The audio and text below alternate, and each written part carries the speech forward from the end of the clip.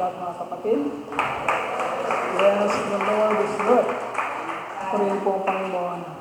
Announcement nga po pala, sabi po ng Sunday school natin, yung mga bata po, susunduin na lang ng mga nanay nila after na talaga ng ating worship service.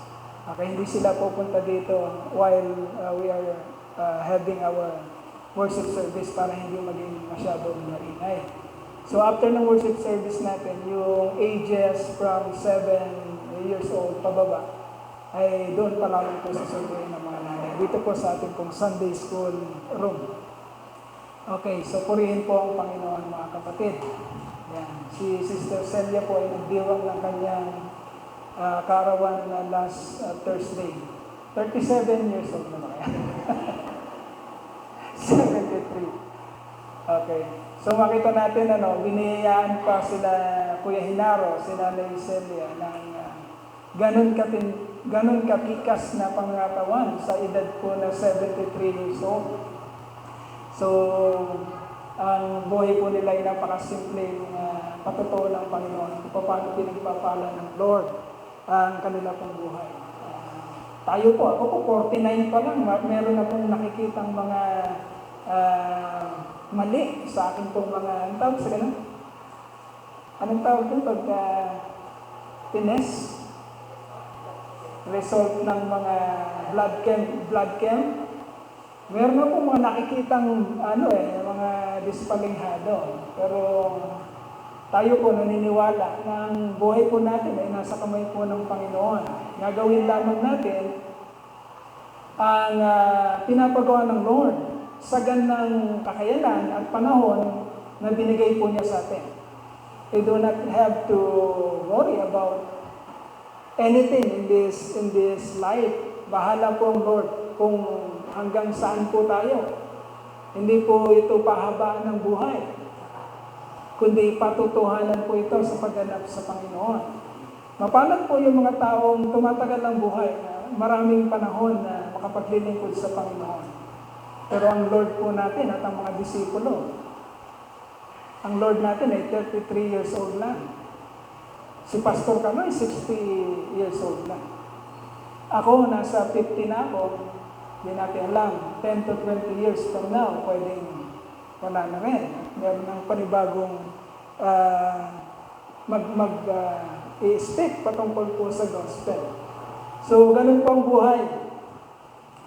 Seryoso po ang kamatayan ng Panginoong Jesucristo. Seryoso po yun. Namatay po siya hindi dahil para pagandahin lamang ang buhay natin dito sa mundong ito. Napakababaw po no. Because we will live in this planet Earth, in this life, maybe sa mga lalaki niya, diba? Statistics, 60 years old, sa mga babae, 70 years old. Boundary na sila Nanay Celia, Kuya Hinaro, 73. So, ganun lang kaiksi. Ang kamatayan ng Panginoong Jesucristo, mga kapatid, ay hindi lamang para gumanda ang buhay natin dito sa lupa. Minsan, habang nagpupunta kami ni Sister May dito sa Zambales, halos panahon na rin ng paghinog ng mga palay sa bukid. Pagdaan po namin sa bukid, ang ganda na ng palay, mga halos golden na siya. Pero wala kang makita dahil lahat ng mga palay, dahil sa bigat ng kanilang mga bunga, lahat sila nakayuko. Yung mga palay, nakayuko, wala kang makita, parang kung titignan mo, wala kang na papansin sa kanila. Pero meron po sa bukid, mga kapatid, meron doon mga damo na pagkatatayo. Ang gaganda ng kanilang mga bunga, para bang gumaganyan-ganyan sila. Kitang-kita sila. Parang pagkainom-inom ng kanilang kalagayan. Parang daig din na yung mga palay na sila ay nakataas at namamayagpag at kitang-kita. Mga kapatid, ganun din sa atin. Hindi namatay ang Panginoon para gawin kang pamuso, o maganda o mainam sa paningin ng sangkatauhan. Isang araw yung mga palay sa bukid, sa kahinugan niya, sa kapanahunan niya, aanihin sila. At yung mga damo na parang ang gaganda at namamayagpag, wala pong kwenta yon, susunugin lang yon. At yung mga palay na parang burden dito sa mundo ito, kukunin ang kanilang bunga at magiging kasangkapan sa pakinabang ng mga tao. Ilalagay siya sa barn. Meron siyang kalalagyan. Whereas yung mga damo na parang sa paningin natin ay namamayagpag at maganda, isang araw sa kapanahunan, wala silang kwenta at susunugin lamang sila. Mga kapatid, ang buhay natin o ang buhay ng Panginoong Jesucristo ay hindi binigay para sumikat ka lamang dito sa mundo at maging mayaman at maging maganda at maging panguso. Marami pong taong ganon, pero malayo sa Panginoon. Tayo po, our lives may be burdened, kagaya ng mga kapatid natin ngayon, may kapatid tayong hindi natin nakakasama, nasa ospital, nakikipaglaban sa kanyang kalusugan. Nandun din ang kanyang anak, si Pastor Sunny, si Brother Sunny, ang kanyang anak. Nakikipaglaban sa buhay, parang burden.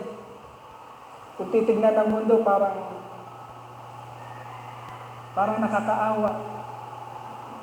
Pero hindi po ganoon, mga kapatid. Hindi po tinitignan kung ano yung kalagayan mo dito sa mundo para sabihin kung ikaw ay nasa Panginoon o wala sa Panginoon. Titignan po yung katapatan mo sa pananampalataya. Whether nagdurusa ka sa health mo, o sa finances mo, o sa kahirapan ng buhay mo, o sa anumang sufferings ng mundo, nandun ka man pero nagpapatuloy ka sa katapatan sa pananampalataya, isang araw sa panahon ng pag-aani, may pakinabang ka. Isasama ka ng Lord. Whereas, kung pumupuntirya ka dito sa mundo at gumagaya sa mga taong wala namang pagpipitagan sa Lord, sumisikat, nagkakaroon ng kapangyarihan, dumadami ang kapirahan, pero namumuhay sa pansariling kapakanan, sa pansariling interes at walang pakialam sa Lord, magaganda sila dito sa lupa. Pero sa panahon ng amihan, sa huling araw, matutupok lamang sila sa apoy ng impyerno.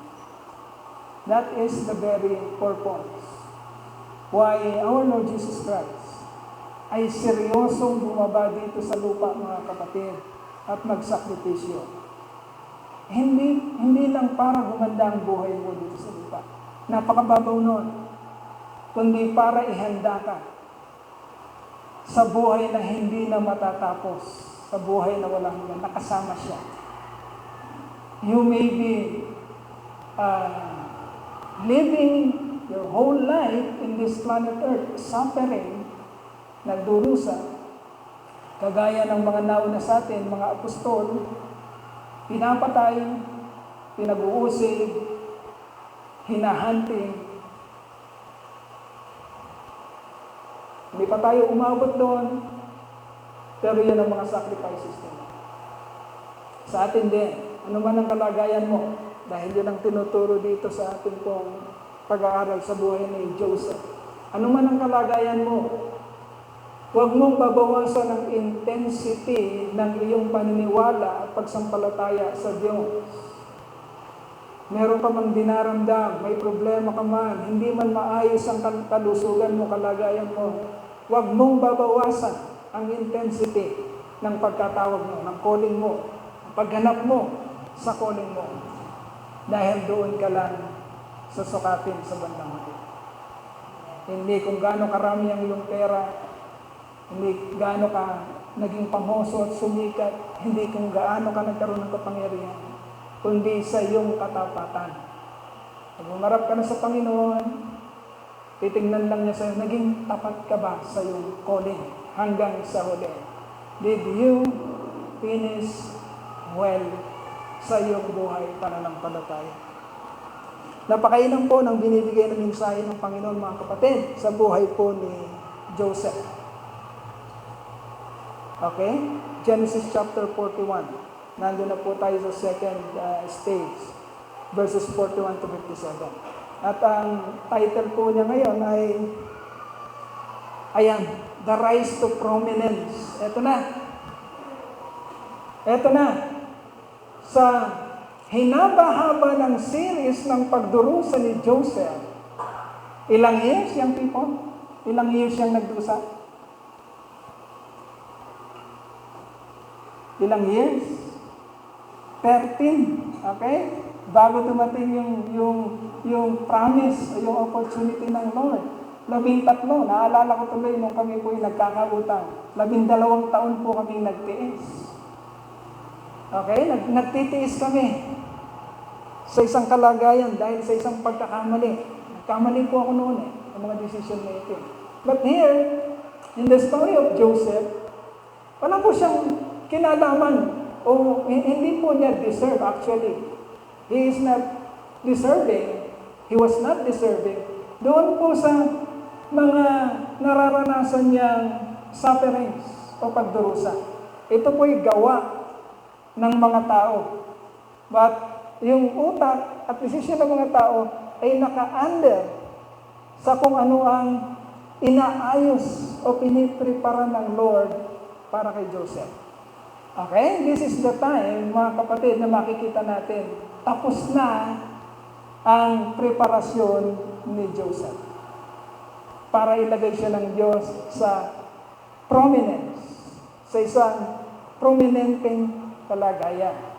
Okay? The rise to prominence. Ang pagdadala ng Panginoon kay Joseph sa prominence. Okay, babasahin po natin yung chapter 41, verses 41 to 57. Okay, let us read. Subaybayan niyo na lamang po ba, kapatid. So Pharaoh said to Joseph, I hereby put you in charge of the whole land of Egypt. Then Pharaoh took his signet ring from his finger and put it on Joseph's finger. He dressed him in robes of fine linen and put a gold chain around his neck. He had him ride in a chariot as his second in command. And men shouted before him, Make way! Thus he put him in charge of the whole land of Egypt. Then Pharaoh said to Joseph, I am Pharaoh, but without your word, no one will lift hand or foot in all Egypt. Pharaoh gave Joseph the name Zaphenath-Paneah and gave him Asenath, daughter of Potiphera, priest of On, to be his wife. And Joseph went throughout the land of Egypt. Joseph was 30 years old. Young people, Joseph was 30 years old when he entered the service of Pharaoh, king of Egypt. And Joseph went out from Pharaoh's presence and traveled throughout Egypt. During the 7 years of abundance, the land produced plentiful. Joseph collected all the food produced in those 7 years of abundance in Egypt and stored it in the cities. In each city, he put the food grown in the fields surrounding it. Joseph stored up huge quantities of grain, like the sand of the sea. It was so much that he stopped keeping records because it was beyond measure. Before the years of famine came, 2 sons were born of Joseph by Asenath, daughter of Potiphera, priest of On. Joseph named his firstborn Manasseh and said, It is because God has made me forget all my trouble and all my father's household. The second son he named Ephraim and said, It is because God has made me fruitful in the land of my suffering. The 7 years of abundance in Egypt came to an end, and the 7 years of famine began, just as Joseph had said. There was famine in all other lands, but in the whole land of Egypt there was food. When all Egypt began to feel the famine, and people cried to Pharaoh for food, then Pharaoh told all the Egyptians, "Go to Joseph and do what he tells you." When the famine had spread over the whole country, Joseph opened the storehouses and sold grain to the Egyptians, for the famine was severe throughout Egypt. And all the countries came to Egypt to buy grain from Joseph, because the famine was severe in all the world. Okay. Ito yun na yung time. Binigay na ng Lord ang prominence kay Joseph. Sinasadya ng Lord na mangyari ang lahat sa buhay ni Joseph. Tandaan nyo kapatid, because you may be wondering also. You may be asking God also, bakit ganito? Pag may nangyayari sa akin, may sakit ako, anong kahulugan ng mga nangyayari ganito? You may be asking, why? But let us not forget that God is sovereign. Walang, sabi nga kanina ng praise and worship leader, walang mga bagay kahit sa kaliit-liitang detalye ng mundong ito na nakakahulagpos sa paningin ng Diyos. Ang pagkamatay ng mga ibon, ang pagbagsak nila dyan sa daan, ang pagkalagas ng ating mga buhok, ang pagkabawas ng ating mga ngipin, lahat under yan sa permissive will ng Lord. Walang nakakahulagpos sa Kanya. At walang mga bagay na mangyayari na hindi niya nalalaman. He is our God, the sovereign God who controls everything. At makikita natin dito kay Joseph, sa buhay ni Joseph, mga kapatid, na sinasadya ng Diyos ang mga nangyayari o mga pangyayari sa buhay ni Joseph para maiprepara niya, maihanda niya si Joseph sa pagdadala sa kanya sa prominence. Okay? So Pharaoh recognized that Joseph was a man in whom the Spirit of God dwells. So natrabaho din ng Diyos maging ang puso at isipan ng hari ng Egypt. Sa panahon natin ngayon, sa ngayon kasi marami ng superpower na bansa, pero wala pa rin talagang umaangat sa Amerika, sa United States of America, bagamat marami ng uprising ng mga bansa. Yung Egypt noon, mga kapatid, parang USA ngayon. Okay? Parang United States of America. At ang presidente ng US ay masasabi natin pinakamakapangyarihan sa ngayon. Ang kanyang salita ay makapangyayari talaga. Halos. Pero hindi nakagaya nung dati. Si Pharaoh ay parang presidente ng Amerika ngayon. Yun ang kalagayan ni Pharaoh. So Pharaoh, the most powerful man in the planet during those days, recognized, na tinrabaho siya ng Lord, recognized that Joseph was a man in whom the Spirit of God dwells. Hindi siya mananampalataya, tandaan natin. Sundan niyo lang ang kwento. Hindi mananampalataya si Pharaoh, pero tinrabaho siya ng Lord para ipakita sa kanya ang piniprepara ng Lord na si Joseph. Grabe ang kapangyarihan ng Lord.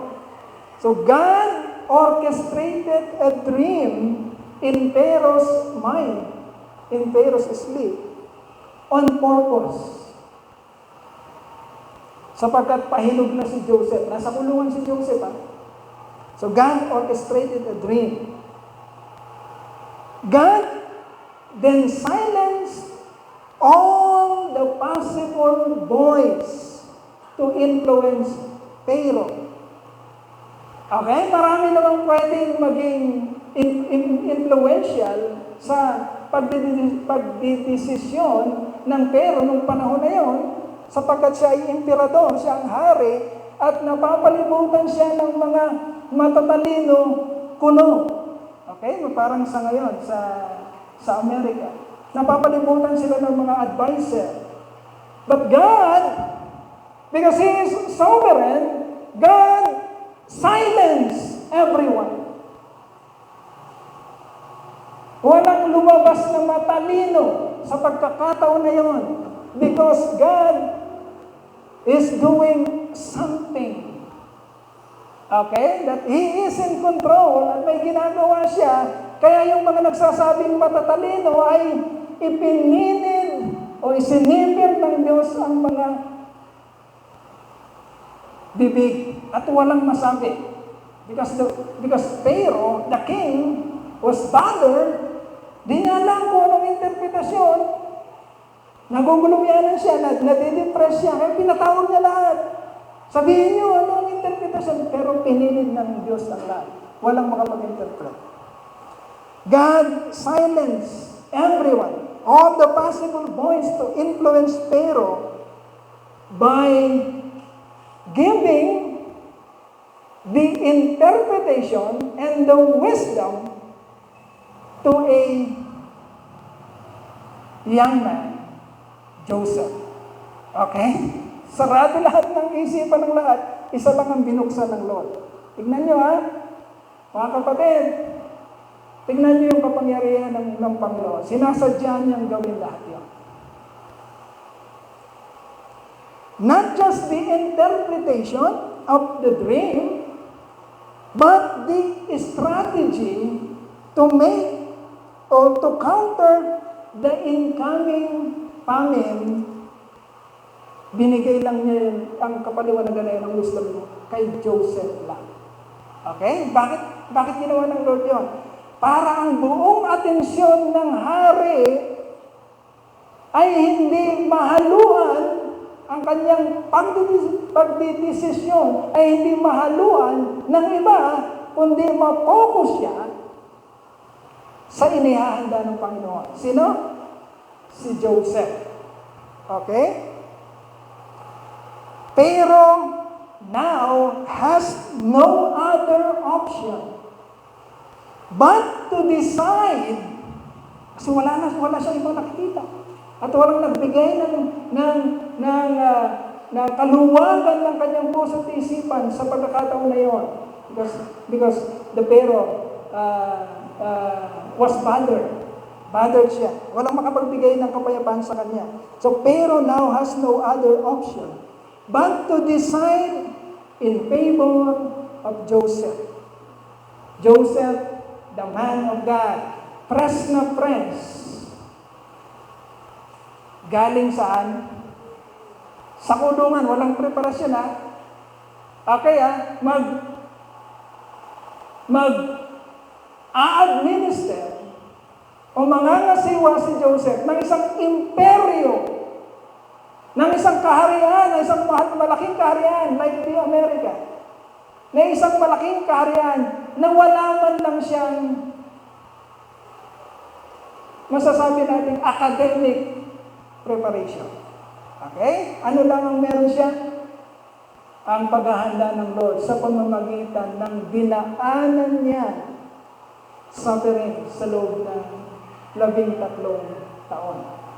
Kapatid, sa buhay na ito, huwag mong masyadong mamalitin ang mga pinagdaraanan mo na sufferings. Why? God may be preparing you for a big ministry or what, kung paano ka gagamitin ng Panginoon at kinakailangan niyang i-prepare ka sa pamamagitan ng pagpaparanas sa iyo ng mga sufferings sa buhay na ito. Okay, so the sequences of Joseph's life from slavery to supremacy. Tingnan natin kung paano nangyari yan. The sequence. Number 1, ganito po, idinala ng Lord. Ito po yung mga nangyari from slavery to supremacy. Number 1, Joseph had a dream of future prominence at the age of 17. Kailangan niyo yan. Okay, yung detalye. Para makita niyo, gaano kahaba ang ginugol ni Joseph na paghihintay bago dumating yung pinangako ng Lord o yung vision o yung dream na pinangako ng Lord. Okay, at the age of 17, and because of hatred and jealousy, his brothers sold him to slavery. Because God is in control, binigyan ng panaginip si Joseph, kinuwento niya to sa kanyang mga kapatid, at yung mga kapatid niya, nakaramdam ng, ang yabang naman ito, magsasarpid kami sa'yo, patayin yan. Okay? God is in control of that situation. Because of hatred, dahil dun sa panaginip na ikinwento ni Joseph, at dahil sa kalagayan niya, sa kanilang ama, his brothers sold him to slavery. Yun ang una. Age of 17. Then number 2, Joseph served, binenta na siya, si Joseph, to slavery. Then Joseph served Potiphar's household as a slave for approximately 8 to 10 years. O, ganun katagal yun. Okay? Binenta siya sa edad na 17. So, nabili siya ni Potiphar, approximately, sa ganung age, at nag-stay siya, tumagal siya sa ganung paglilingkod kay Potiphar sa loob ng 8 hanggang 10 taon, 8 to 10 years, and become administrator of Potiphar's entire estate. Slave siya, pero siya ang pinakamataas sa mga slave. Imagine that, mga kapatid. Ganon katagal naglilingkod ng matapat si Joseph kay Potiphar. And then sequence number 3. Joseph was convicted for a crime he did not commit because he was falsely accused of attempted rape by an evil woman. Sino yung evil woman ito? The wife of Potiphar, Joseph's master, at the age of approximately 25 to 27 years old. Okay, matagal nang naglilingkod ng matapat si Joseph kay Potiphar. At dahil si Joseph ay mahusay na karakter, talagang makikita siya ng mga babae. Lalo na yung lagi niyang kasama sa araw-araw.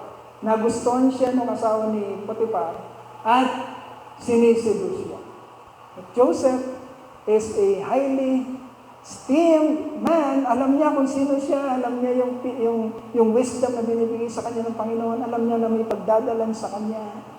Sinabi na yun sa kanya ng Panginoon noong age 17, hindi siya napahinuhod o napatukso sa kung anumang inilalapag ng kalaban sa kanya. At dahil doon, anong ginawa ng masamang babae? Inakusahan siya. He was falsely accused of attempted rape at pinaniwalaan yun ng kanyang master, si Potiphar, na pinaglingkuran niya ng napakahabang taon.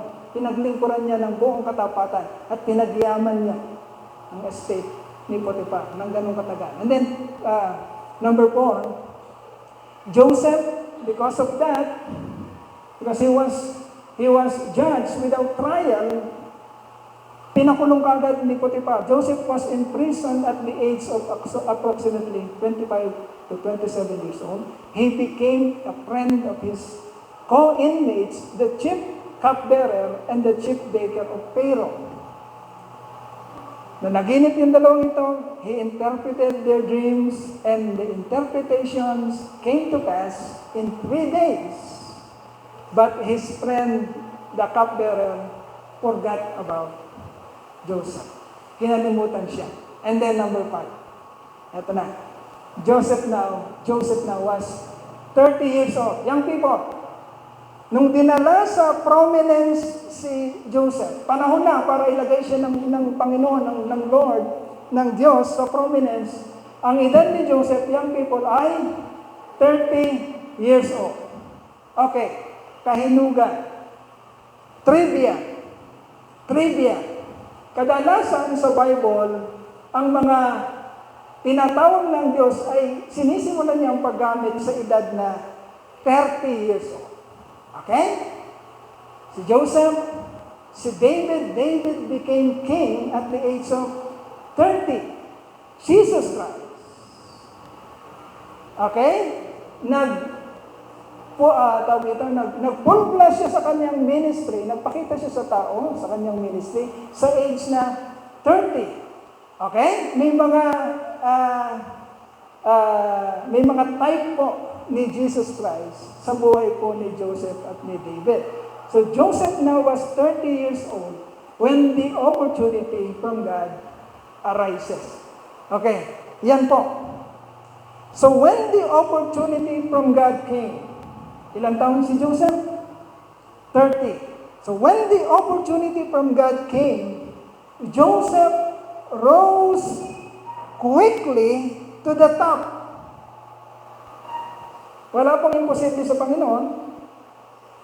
Tandaan nyo, mga kapatid, walang imposible sa Panginoon. Hayaan mo lang siyang trabahuin ka. Huwag mong questionin kung ano ang kalagayan mo, kung ano ang kategorya mo, kung ano ang level mo, kung anong kalagayan mo sa buhay. Huwag mong questionin. Hayaan mo lang na trabahuin ka ng Lord. Dahil isang araw, kapag kahinugan na, kapanahunan na, you can be, or maybe, mabulong ng Lord, kagaya ng sa sitwasyon ni Joseph. Joseph rose quickly to prominence. From prison cell, nandun lang siya sa kulungan, immediately, nung dumating na ang panahon ng Panginoon, binulog siya sa kulungan at immediately, naging pangalawang pinakamakapangyarihan sa Ehipto. Okay? Ganon kabilis. Hindi natin kayang tasahin, mga kapatid, kung paano gumagawa ang Panginoon. But remember, hindi umatras si Joseph sa napakahirap na preparasyon sa kanyang buhay. So do not murmur, mga kapatid. Huwag laging question sa Lord, bakit ito nangyayari sa buhay ko? Bakit hindi ako naglilid? Bakit lang tigasunod palagi? Bakit lagi ako nagsaserve? Hindi man ako nagiging prominente. Huwag po questionin ng Lord, mga kapatid. Maging faithful ka lang sa bawat assignment o sa bawat gawain. Ano man yan na binibigay sa iyo ng Lord, sapagkat kasama yan. Kapatid, sa training na hinahayaan ng Lord sa buhay mo para mahubog ka at maging karapat-dapat sa kung saan ka niya ilalagay sa future. So when the opportunity from God came, Joseph rose quickly to the top, from prison walls to Pharaoh's palace.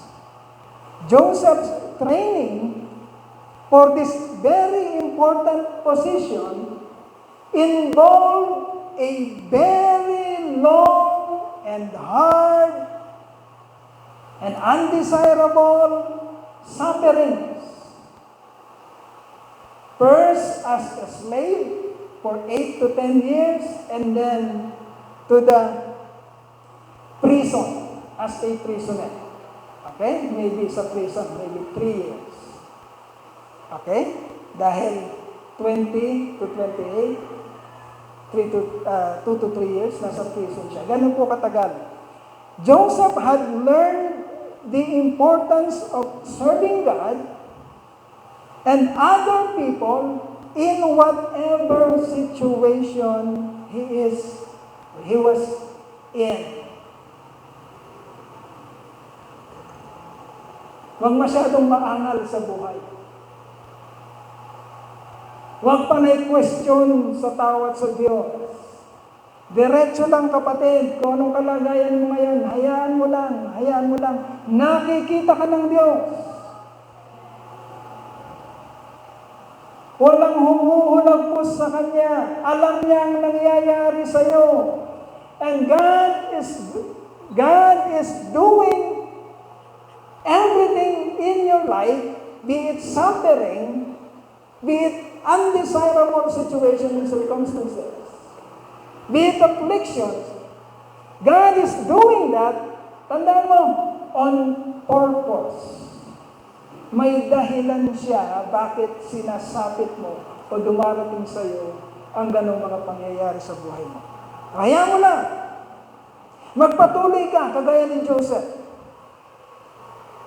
Wait patiently and do not lose hope, my dear brethren. Because your time, like Joseph, will come. Darating at darating ang para sa iyo. Okay? Si Joseph, ilang taon nang hinintay? 13 years. Ilang taon ka bang naghihintay?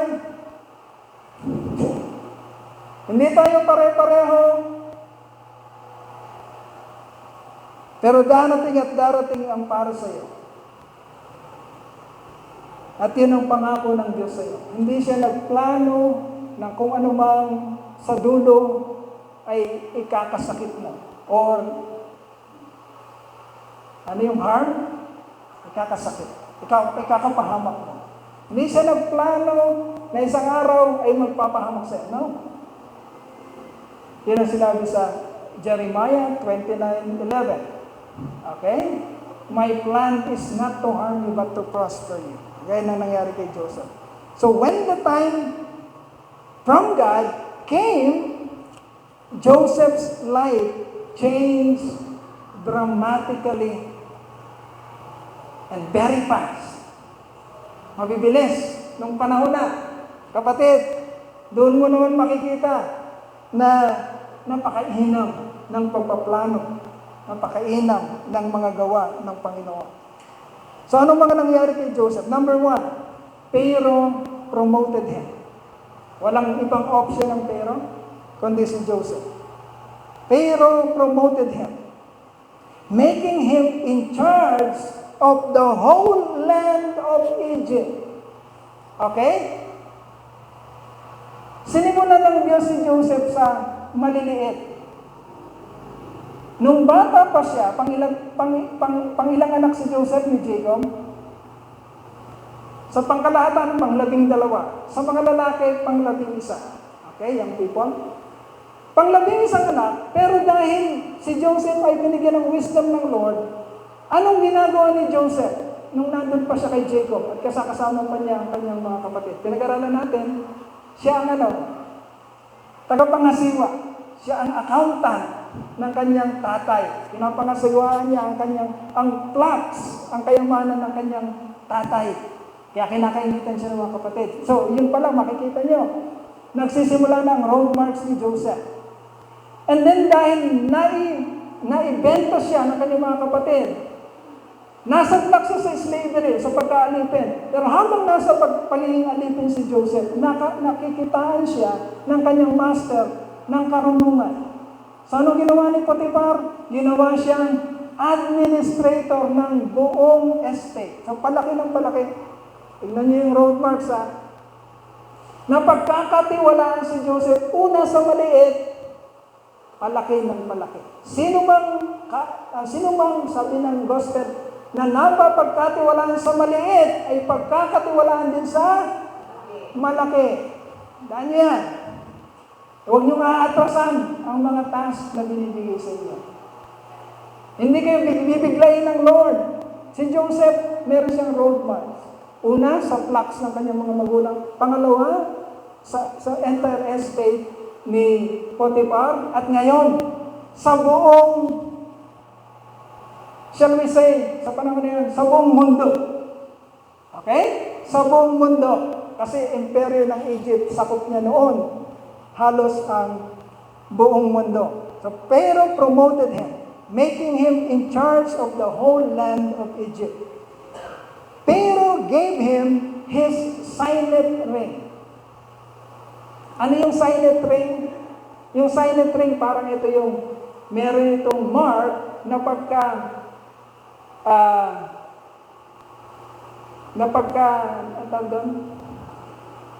parang sa mga engineer, meron silang seal, o meron silang pangalan na pag sinil nila, ito yung otoridad na. Ito'y kapangyarihan na. Yung signet ring ng Pharaoh na pinapangtatak niya para to signify na ito'y ini-enforce niya. Binigay niya ito kay Joseph. Pharaoh gave to Joseph his signet ring as a symbol of authority. Tignan mo Ang pinakamataas sa panahon na yan ay ang Pharaoh. At ang simbolo ng kanyang authority ay ang kanyang signet ring. Pag may tatak ng kanyang signet ring, walang pwedeng humarang doon. May enforce lahat ng batas pag tinatakan ng signet ring ng Pharaoh. Hinubad ni Pharaoh yun at ibinigay kay Joseph. Pharaoh gave Joseph his signet ring as a symbol of authority to the whole land of Egypt. Ano pa? Pharaoh dressed him in robes of fine linen and put a gold chain around his neck. Anong symbol nun, mga kapatid? A symbol of status, of royalty, nobility, a symbol of wealth and fortune. Sinuotan siya ng magagarang kasuotan at mga ginto ni Pharaoh para ipakita niya na may king ako, may karapatan ako dahil nandito ako sa statue o sa posisyon ng prominence, ng pagiging mayaman, ng pagiging noble. Okay? And Pharaoh had him ride in a chariot as his second in command. Actually, he is the commander na hindi na si Pharaoh. Nanahimik na si Pharaoh sa panahon na yan. Ang boses na lang naririnig at nakapangyayari sa buong Egypt ay hindi na boses ni Pharaoh. Dahil si Pharaoh nananahimik. Boses na ni Joseph. Pharaoh had him ride in a chariot as a second in command, as a symbol of power and rule. Dati hindi pinapansin si Joseph. Dati titisod-tisorin siya sa kulungan. But now, pag dumarating si Joseph, dahil nakasakay siya sa chariot ng Pharaoh, pag dumarating siya, magsisigawan ng mga nakakakita sa kanya. Magsitabi kayong lahat! Tabi! Tabi! Dumarating si Joseph! Dati wala siyang, ang tawag dito, hindi siya pansin. Wala siyang karapatan. Wala siyang kapangyarihan. Tisod-tisuran siya. Okay? But this time, dumating na ang panahon ng Lord. Makita pa lang siya. Nandiyan si Joseph. Tabi! Make way! Make way! Tabi kayo! Darating na si Joseph. Everybody shouted before him. Make way! Number 2, all Egypt will work at the command of Joseph's boys.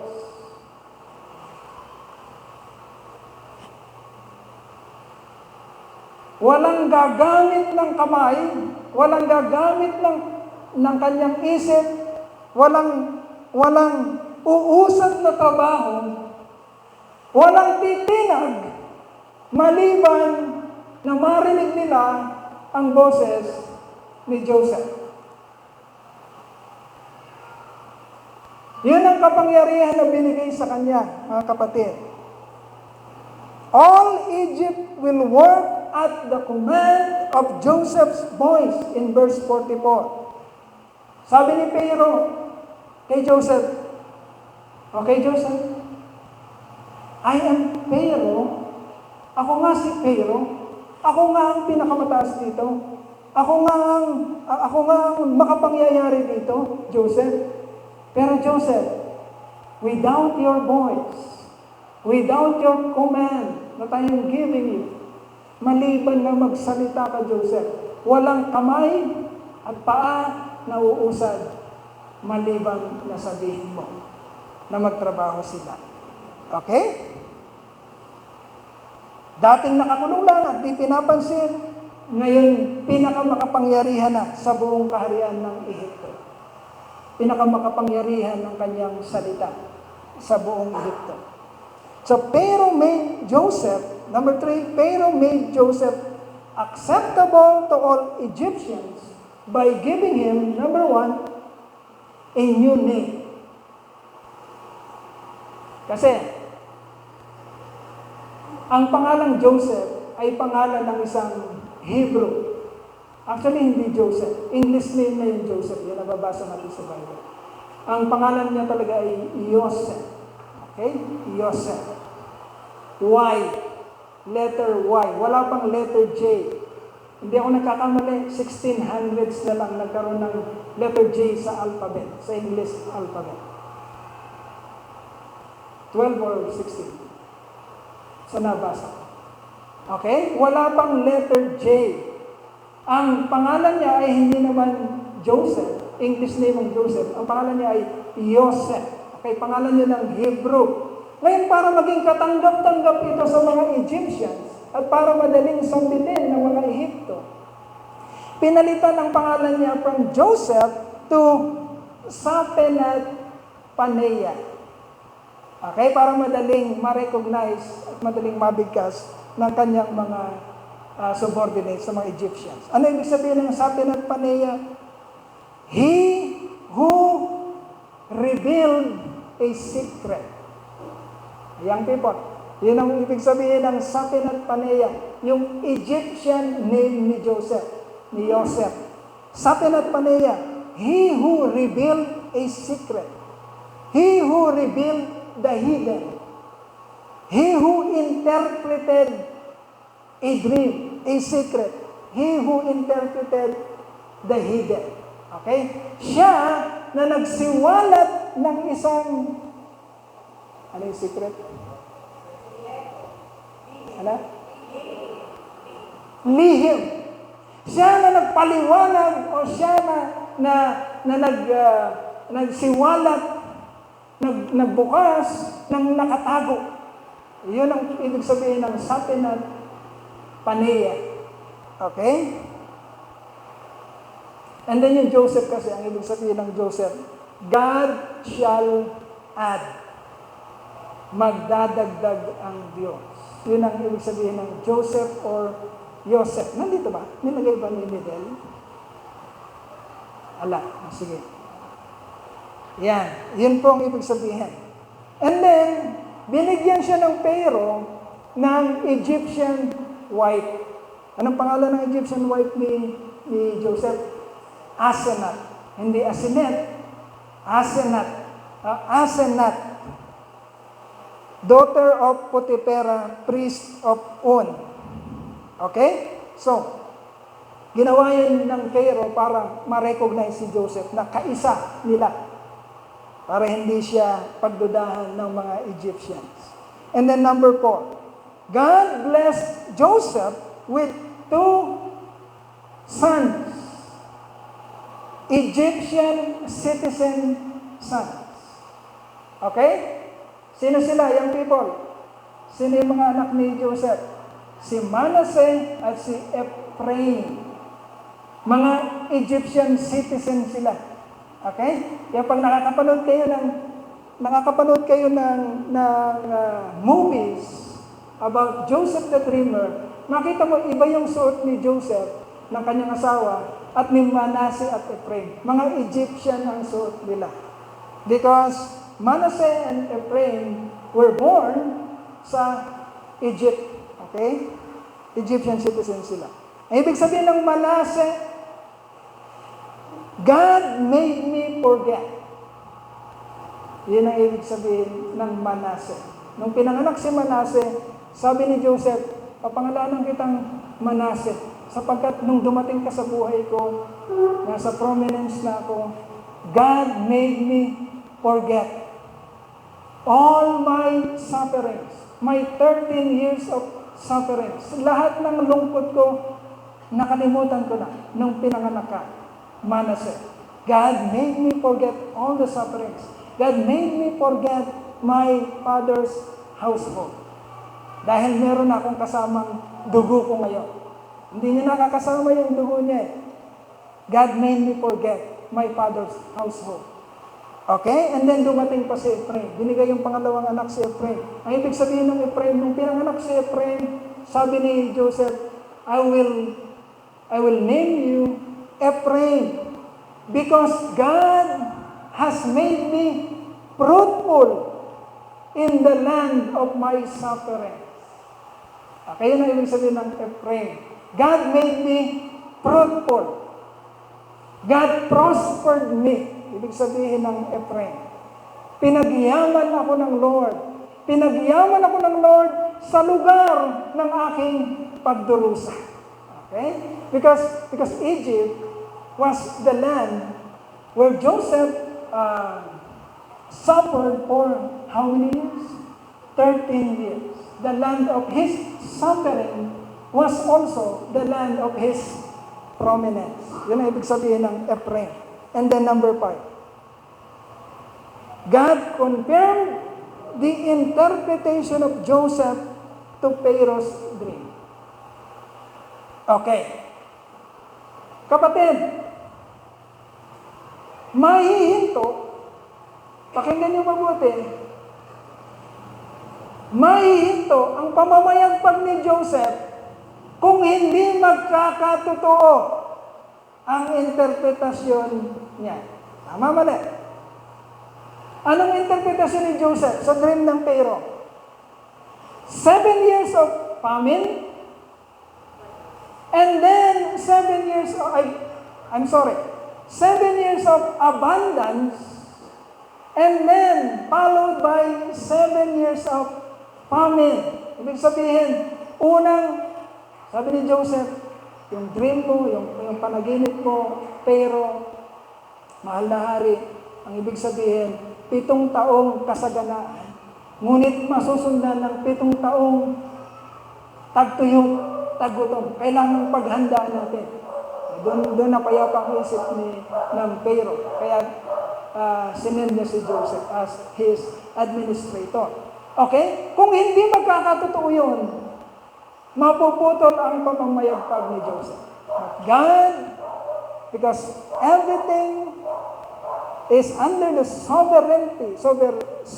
sovereignty of God, under His control, kapatid, iko-confirm ng Diyos ang interpretasyon ng panaginip ni Joseph. Okay? Natapos na yung 7 taong abandon. At ngayon, darating na yung susunod na 7 taong tagtuyot o taggutom. Tagtuyot, 7 years of famine. So God confirmed the interpretation of Joseph to Pharaoh's dream. The 7 years of abundance.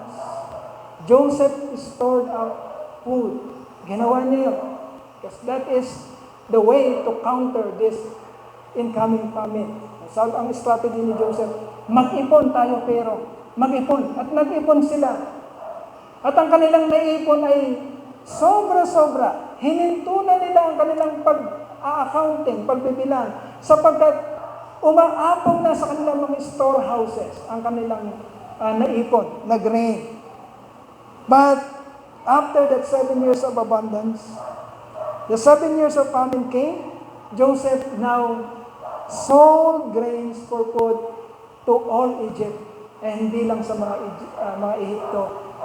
Dahil ang famine o tagutom ay abot sa buong mundo sa panahon na yon, magbebenta rin siya ng grain sa mga kanugnog na bayan.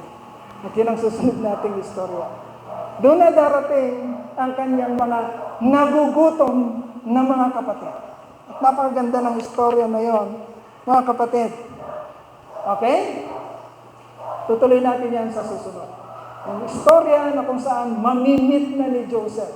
Medyo dramatic yung sitwasyon na yon na natin pong tutunghayan at gagawin natin yan sa susunod. Okay, so what is our food for our soul?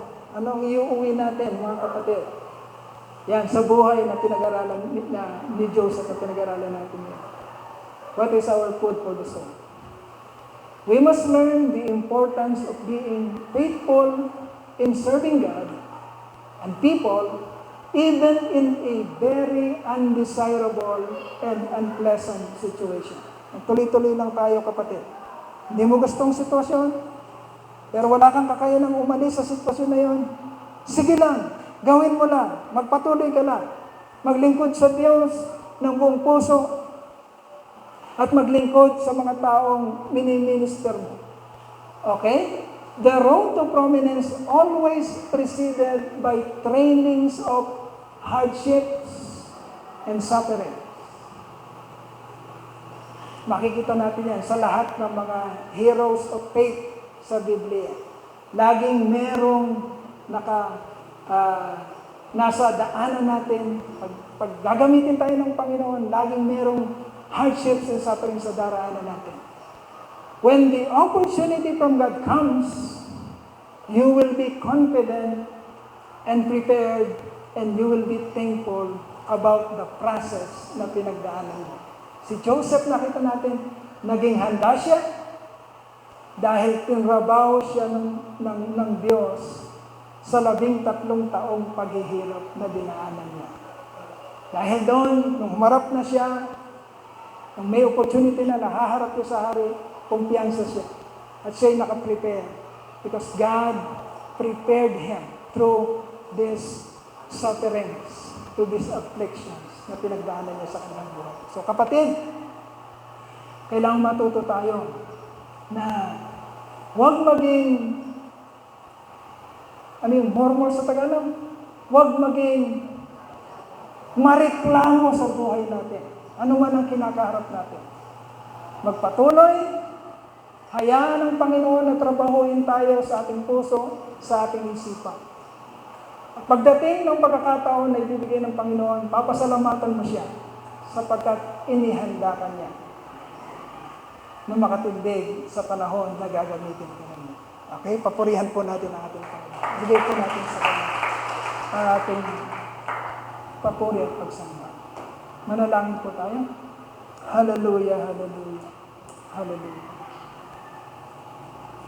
O manaming dakila, tunay nga na napakabuti niyo po sa amin. Salamat po. Patuloy niyo kaming tinuturuan sa pamamagitan po ng mga buhay ng mga taong ginamit niyo. Matagal na panahon na, ngunit nagiging kasangkapan niyo para sa amin, para tumibay po ang aming paniniwala at pananampalataya. Lord, thank you for the life of Joseph. Thank you for the lesson that we have learned, Lord God, kung paano mo siya pinliparan. Nawa ganun din, Panginoon, sa aming mga buhay. Huwag naming takasan ang anumang inilalatag mo